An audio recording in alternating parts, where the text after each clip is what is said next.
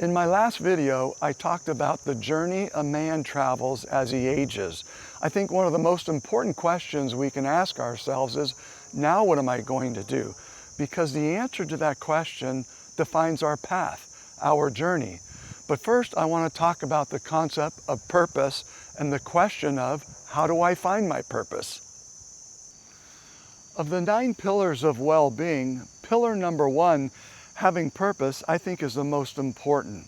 When you feel your life has purpose, 3 elements are present: passion, expertise, and need. I think the expertise and need part are pretty straightforward. You know if you're expert at something, if you're good at it, and you can determine if there's a need for what you do, if there's a demand.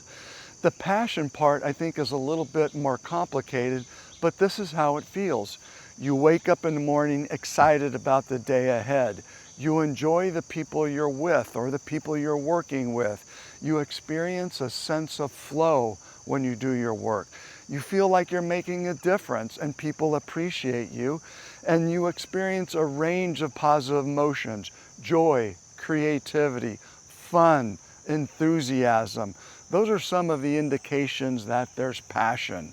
So again, purpose has 3 elements: passion, expertise, and need. Sometimes finding purpose is a journey, but it can be a painful process as we reconcile our inner selves with our outer selves. Carl Jung called it individuation. James Hollis called it the middle passage. I wrote about both of those guys in one of my newsletters called The Middle Passage. I think we all have an inner voice that speaks to us, and it grows louder as we age. It shines light on the disparity between our inner sense of self and our outer acquired personality that comes from societal expectations. And there can be a clash when our inner nature is not aligned with our outer socialized self. It's a feeling that what we are doing is not what we should be doing. I recall this uncomfortable feeling. It's manifested in relationships, in careers, and how we socialize, etc. And the clash is not necessarily a bad thing, but it's an opportunity for growth. Both Carl Jung and James Hollis have written about this. Carl Jung was a Swiss psychiatrist. He spent a lifetime educating us about the human mind. He said the mind has 2 parts, a conscious part and an unconscious part. The persona is the mask that we wear in public. The shadow is the hidden part of ourselves that we repress or ignore.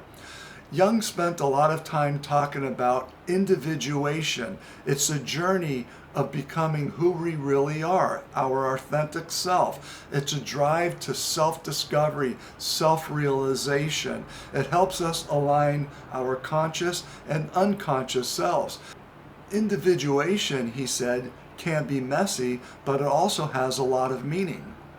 James Hollis is an American psychoanalyst. He trained at the Jung Institute in Switzerland for several years. What many people call a midlife crisis, Hollis calls the middle passage.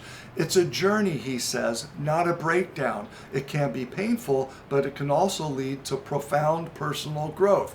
In the passage, he says, life structures like careers, marriage, roles begin to feel hollow or false. He said the passage is an opportunity for soul work, to re-examine our values, our beliefs, and our identity, to confront the unlived life, and to shed the persona we've built to meet social pressures, and to discover who we truly are. The passage can be triggered by external or internal disruptions like divorce, a health scare, loss, boredom, etc. In a sense, the old person dies and the new person is born. He calls it the insurgency of the soul. He said our suffering has meaning. It brings wisdom and purpose. And he said we need to ask ourselves, does this path I'm on enlarge me or diminish me? So in conclusion, the journey of purpose is an opportunity for growth. It's not a negative thing. It's a rite of passage between now and inevitable old age, and mortality. It's crucial for well-being to listen to the voice. When we are aligned with our inner selves, we are healthy. We have energy, enthusiasm, commitment in our relationships, dedication to our work. But when we're not aligned with our inner selves, we suffer illness, depression, addiction, etc. I believe the inner voice is a candid call to our purpose. We need to listen to the voice.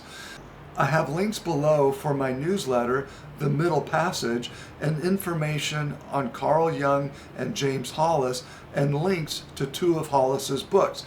Thank you for taking the time to watch this video. I'm Peter Pavlina from The Wellbeing Man, and I'll see you in my next video.